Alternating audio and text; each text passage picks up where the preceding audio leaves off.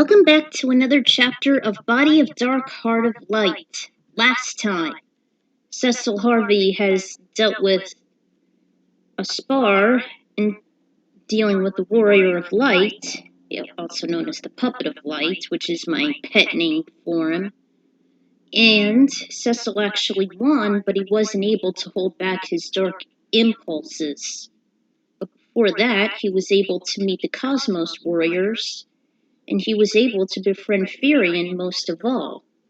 And Lunith was, aka the Onion Knight, was like, why don't you not use your dark powers? As if that's gonna work. I mean, Vaughn advised Tara not to use her powers so she won't lose control. Wrong. If it doesn't work for Tara, it's not gonna work for Cecil either, right? So, with both of his powers of dark and light, he was able to defeat the Warrior of Light. But he was barely able to keep his dark emotions back. So, I wonder how they would think of him now. Well, let's find out. Alright, Chapter 5. Night fell over the continent. The warriors of Harmony were slumbering on a grassy field, except Lightning and Squall. Every group was given a turn to stand watch in case either Chaos's minions or the mannequins tend to sneak up on them. They were all close to the Order's sanctuary, which was shining like a beacon amongst the darkness.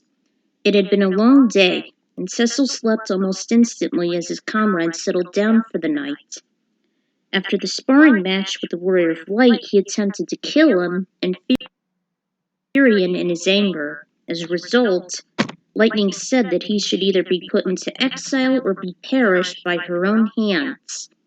In his defense, though highly unorthodox, Cosmo suggested that he would be put under probation until Cecil could learn how to control his Dark Knight abilities. As very close friends to him, King, Yuna, and Furion volunteered, so his punishment wouldn't be as unsettling and gruesome as it would have been. He remorsed what he'd done, and he wished he would master his newfound skills. His body began to tremble, his breathing became unsteady, and his eyes were fluttering as fast as sylph wings. He found himself climbing up a long, dark staircase. The temperature was stifling, and all around him everything was destroyed, like as if he was in a post-apocalyptic world. Finally, after an exhausting ascent, which was like an eternity, he reached the top of a small summit. He was bent and panting heavily.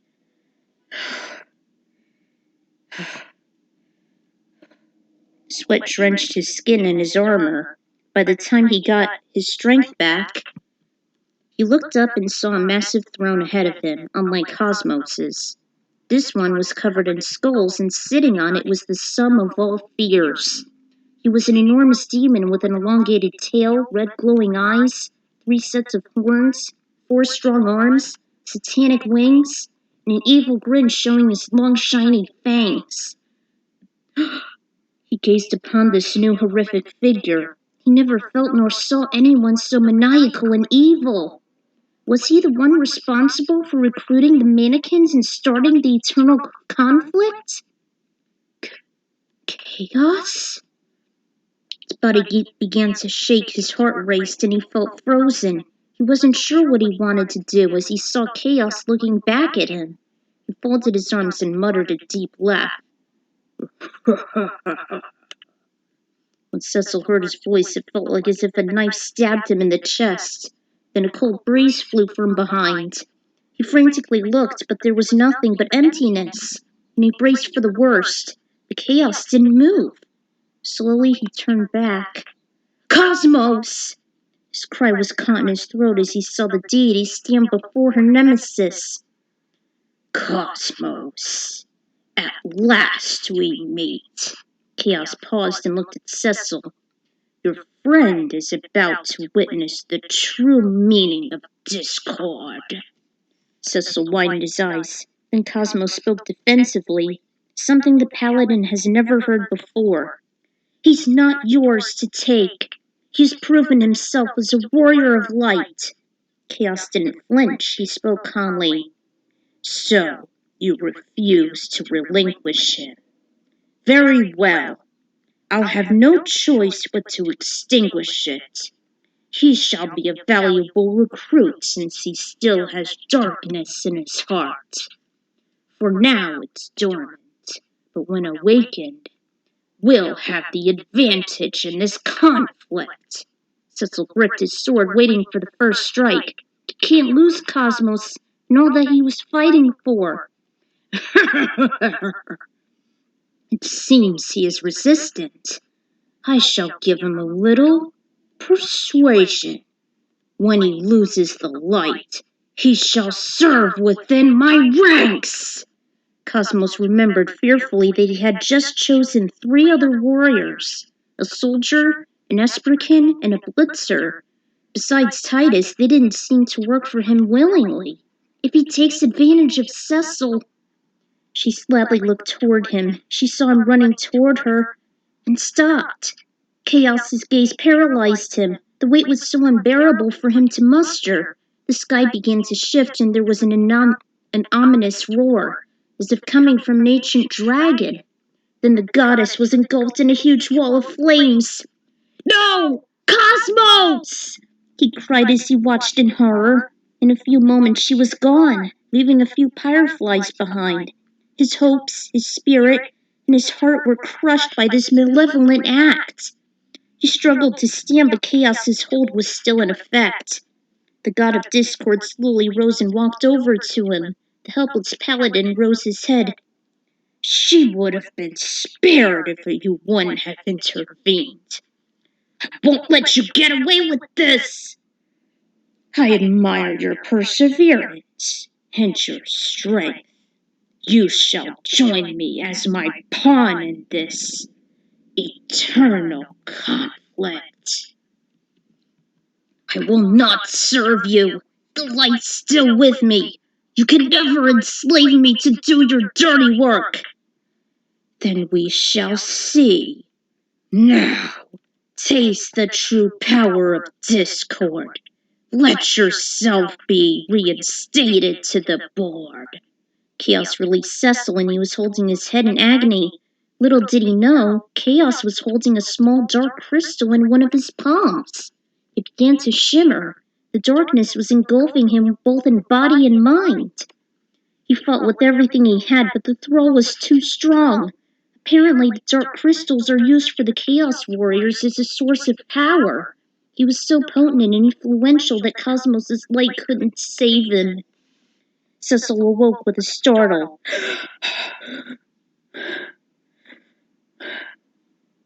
Breathed heavily as he looked at his surroundings. The dream was so surreal that he almost forgotten where he was, outside of Order's sanctuary. He calmed himself, realizing that his dream nemesis was nowhere to be seen. Only one thing was certain: the conflict was still going on. He reminisced when he met his newfound friends and how much they meant to him. He could never give up the bonds he had, even his duties for Cosmos. She gave him the light, and he decided to use it to end this conflict. And in order to do that, he was determined to defeat Chaos directly, alone. From what he just witnessed, he can't let his friends have the same fate, or be killed. Slowly, he stood up from his resting area and left the group. He transformed into a dark knight to blend into the environment, so the other warriors wouldn't see him sneak out. They didn't. Before he stepped into unknown territory, he sadly looked back at his friends. His mind was focused on that objective, but his heart was telling him that he may never return. It was a sacrifice he had to make. He changed into a paladin before the negativity became too much for him to bear. "This is a fight. For me. And for me alone." After these words, he left without a sound. During his long travels, he eventually found what looked like a small shrine. It seems the entire place was in shambles, like as if someone raided it. Cecil hesitated in front of the wreck. He wondered if there were any survivors. He looked under every piece of rubble. There were no signs of anyone, living or dead, not even a mannequin. A strange creature with white fur, a red pom-pom on its head, and a pair of bat wings hovered over the curious warrior. It looks like a hybrid between a kitten and a piglet. Couldn't really fly, but its wings and pom-pom could make it hover at least. Hail, traveler! You must have gone a long way, Kupo! Cecil stopped looking and turned to see the creature speaking to him. What? Who are you? It smiled. Ah, sorry I startled you, Kupo. Forgive me for my rudeness. I'm known as a Moogle, Kupo.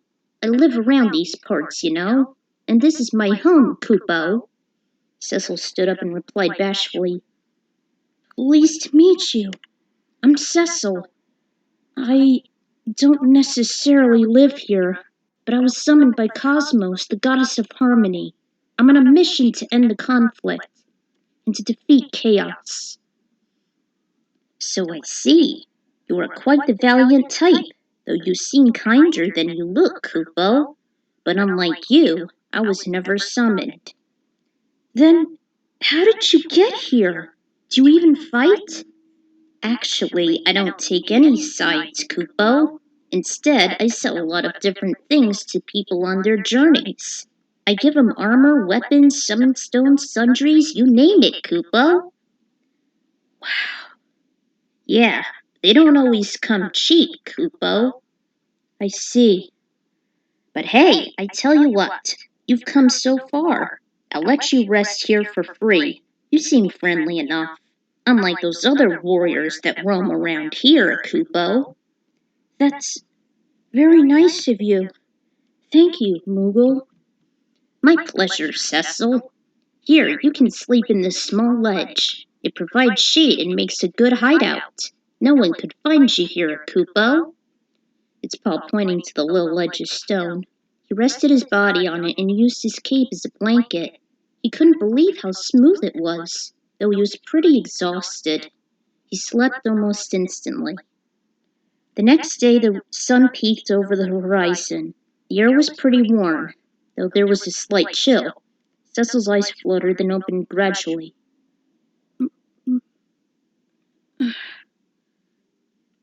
His vision started to clear, and he realized he was still out in the open fields and not at the lush border of Order's sanctuary. He was this closer to finding and defeating chaos. Good morning, Cecil, Kupo. Oh, morning, Moogle. Oh. His face dropped as he rubbed his eyes. Hope you slept well, Kupo. You got a long fight ahead of you. Yes, I'm still determined to end this war, and I do want anyone. And I do not want. I do not want any of my friends to suffer no longer. Not even Cosmos. Dang errors. He was surprised how well he slept last night. He didn't have one nightmare. In fact, his slumber was dreamless. The paladin thanked the Moogle for his hospitality, and he hoped he would visit its small store again. You're always welcome, but make sure you always have some gil on you, Kupo. All right, I'll see you soon, Moogle. Hopefully, if I somehow survive after dealing with the god of discord, I'll probably bring my friends with me to meet you. Sure, I always like meeting new friends. Good luck in ending conflict. I'm sure your homeworld depends on it. Cecil nodded with a serious expression. I swear it. Thanks again, Moogle. Moogle perched on another stone and looked onward to where Cecil was heading. Just before he entered the nearby gateway, Cecil stopped. How did the Moogle know about my homeworld? Perhaps he has one as well. He then shrugged and entered new territory, more focused and as willful as ever. I've decided to add a Moogle to this story. It could possibly be Sid the Lufane. Maybe it was him all along, serving equipment and items to all the other warriors. It's true, the Moogles are mostly neutral, though it'd be interesting if it was just one. I haven't beaten Confessions of the Creator, unfortunately. Still, I feel sorry for the guy since he has to stay as a Moogle to avoid detection. Plus, I hope the nightmare was interesting enough. It does foretell the death of Cosmos, as well as the source of Cecil's unwavering determination. And that's it, guys. That's chapter 5 for you. So, will Cecil Harvey be successful in finding chaos and ending the eternal conflict? Well, find out next time.